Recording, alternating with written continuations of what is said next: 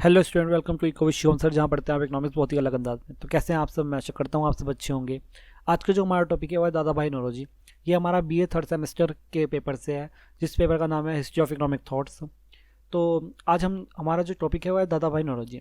College में मैं इस टॉपिक को स्टार्ट कर चुका था। मैंने आप सभी को बताया है कॉलेज में, जिस बच्चों ने भी कॉलेज में मेरी क्लास ली है, मैंने सबको बताया कि ये जो पेपर है वो बहुत ही आसान पेपर है।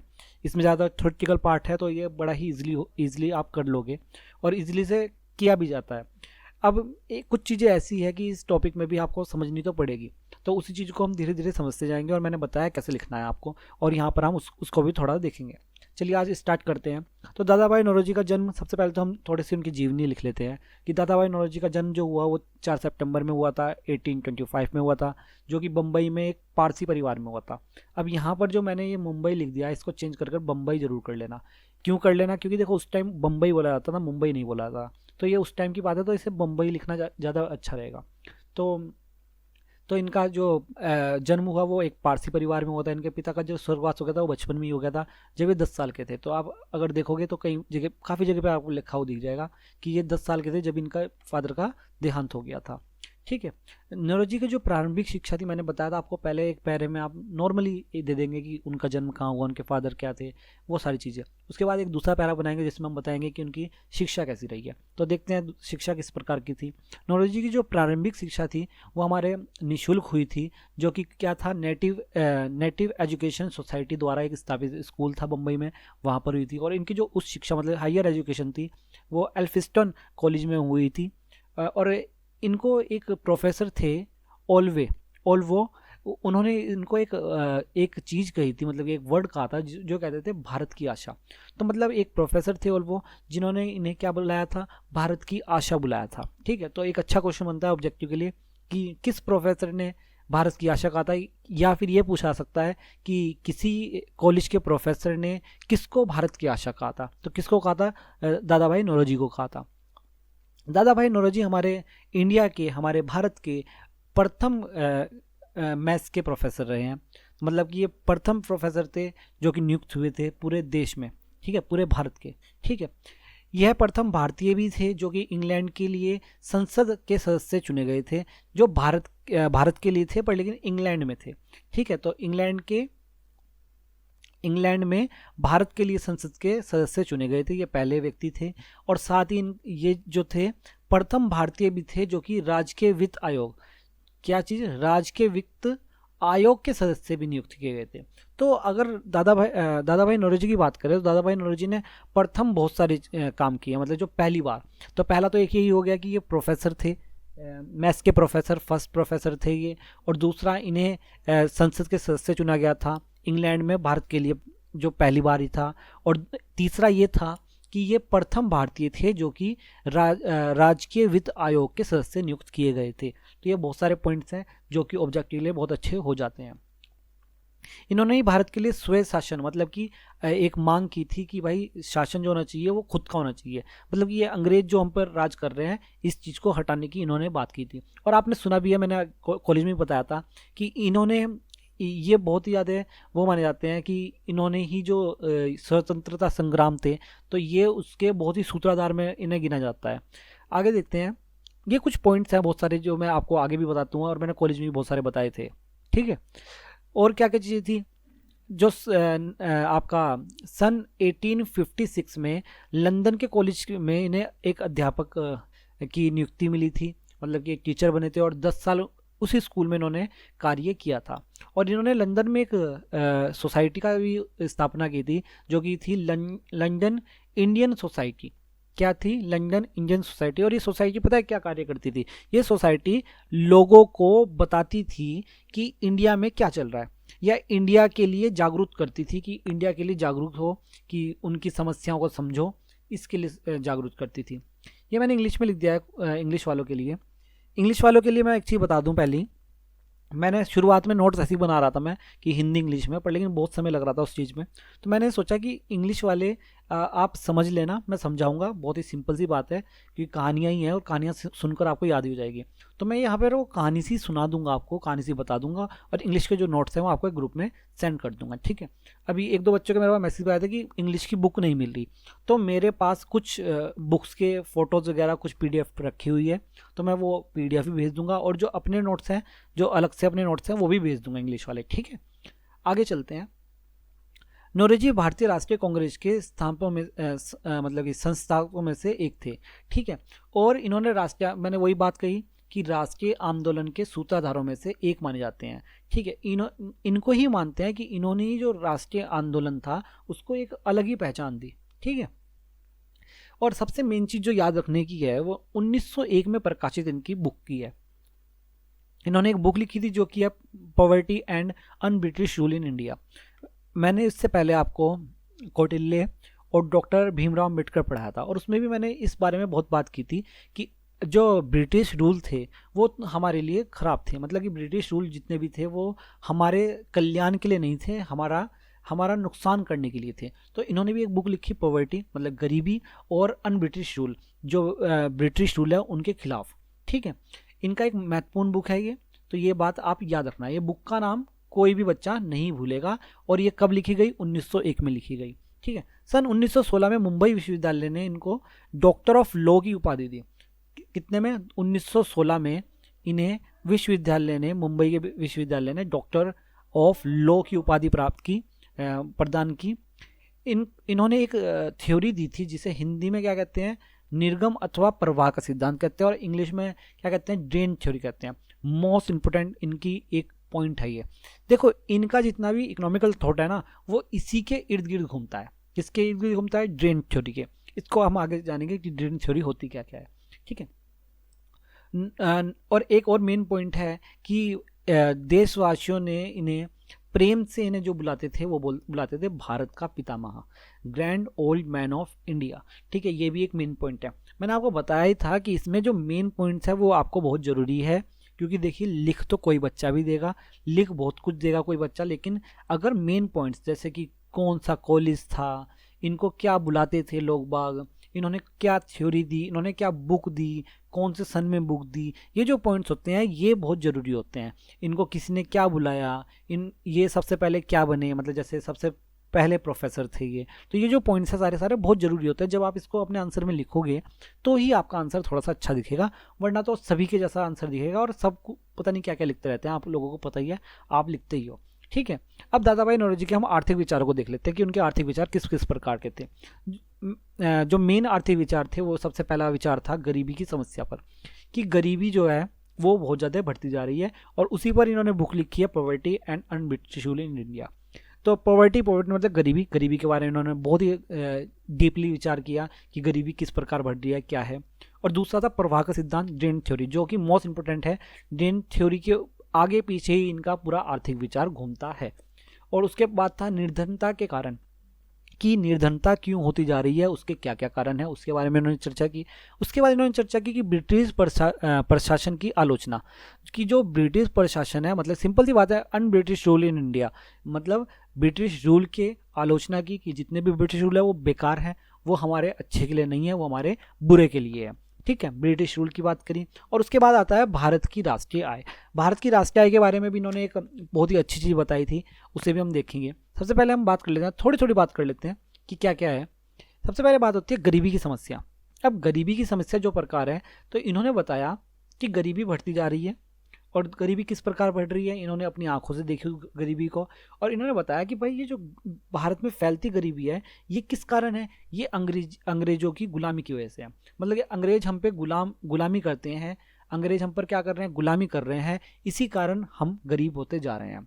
और इन्होंने अपने अध्ययन में सिद्ध किया कि भारत के नागरिकों को जो औसत आय है, प्रति वर्ष औसत आय है उस समय की, ठीक है, वो कितनी थी, 20 रुपये थी।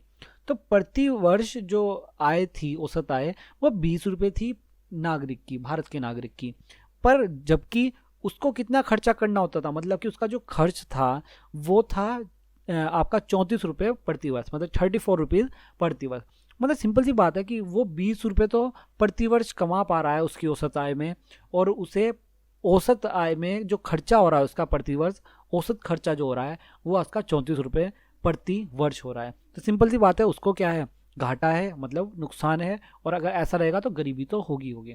और इन्होंने एक और चीज़ बताई कि भारत के जो मजदूर हैं ना, उनकी जो मजदूरी है, भारत के जो मजदूर हैं उनकी जो मजदूरी है वो और देशों की अपेक्षा बहुत ही कम है।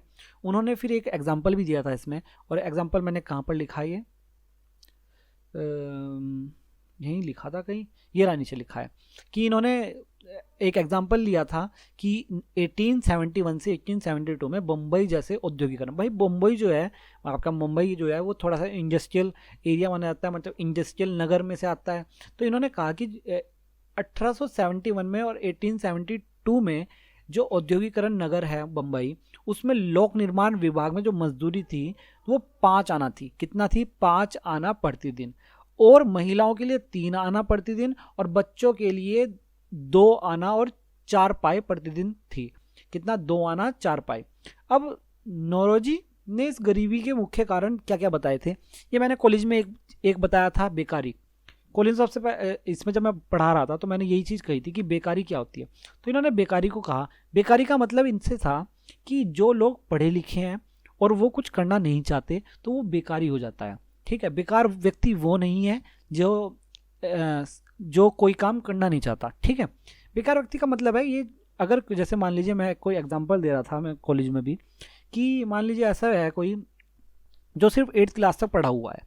अब अगर कोई 8th क्लास तक पढ़ा हुआ है और वो रिक्शा चला रहा है, ठीक है, तो वो उसे हम बेकार नहीं कहेंगे क्योंकि वो अपने स्तर के हिसाब से काम कर रहा है, तो बेकार नहीं है। पर लेकिन अगर ऐसा है कि कोई व्यक्ति पढ़ा लिखा है और वो फिर भी कुछ नहीं कर रहा, फिर भी वो खाली बैठा है, तो वो बेकारी है। तो इन्होंने कहा कि ये बेकारी जो है, बेकारी है कारण। उसके बाद जो खेती की दशा है, मतलब कि खेती जो है वो बेकार होती जा रही है। खेती की दशा जो है उसकी वजह से हमारे देश में गरीबी फैल रही है। और इन्होंने एक और उदाहरण दिया था रेलवे का, और मैंने भी जब आपको डॉक्टर भीमराव अम्बेडकर पढ़ाया था, जब भी मैंने रेलवे के बारे में बताया था कि रेलवे का जो उद्योग लगाया था, मतलब कि रेलवे जो भारतीय रेलवे चलाई थी अंग्रेज़ों ने, वो हमारे फ़ायदे के लिए नहीं, अपने फ़ायदे के लिए करी थी। तो इसमें एक चीज़ बताई गई थी कि रेलवे में भारतीय को बहुत कम, मतलब कि जो भारतीय लोग थे उनको तो बहुत कम और निम्न स्तर पर काम दिया जाता था, मतलब कि बहुत ही कुछ लोगों को काम दिया जाता था और बहुत ही निम्न स्तर पर, मतलब कुछ पैसे दिए जाते थे सिर्फ। लेकिन भारतीय रेलवे से प्राप्त होने वाला जो आय थी वो ब्रिटिश कोष में जमा होता था। और क्या करते थे, भारतीय रेल से कमाए गए लाभ देशवासियों को, मतलब भारतवासियों को ना मिलकर कहाँ मिलता था? अंग्रेजों को मिलता था, और अंग्रेज उसे कहाँ भेज देते थे? अपने देश में, मतलब इंग्लैंड में भेज देते थे। और ये चीज़ कहाँ पर मैंने बताई थी? डॉक्टर भीमराव अम्बेडकर में भी आपने ये चीज़ पढ़ी है कि अंग्रेज क्या कर रहे थे? हमसे पैसा लूट रहे थे और कहाँ ले जा रहे थे? अपने देश में ले जा रहे थे, और अंग्रेज का यही काम था यहाँ पर। ठीक है, अब हम दूसरी बात कर लेते हैं जो मेन है इनके, उसकी, उसे कहते हैं प्रवाह का सिद्धांत, मतलब ड्रेन थ्योरी। प्रवाह के सिद्धांत को, ड्रेन थ्योरी को निष्कासन का सिद्धांत भी कहा जाता है। अब ड्रेन थ्योरी को अगर मैं बिल्कुल ही सिंपल भाषा में समझाऊं तो ये है कि इस देश का रॉ मटेरियल क्या करे? कोई दूसरा देश अपने देश में ले जाए, कोई दूसरा व्यक्ति अपने देश में ले जाए और वहाँ से उस रॉ मटेरियल का सामान ही बनाकर इस देश में दोबारा से लाए और इस देश में बेचे, और उसका पैसा डायरेक्ट कहाँ जाए? उसी देश में जाए जो कि दूसरा देश है।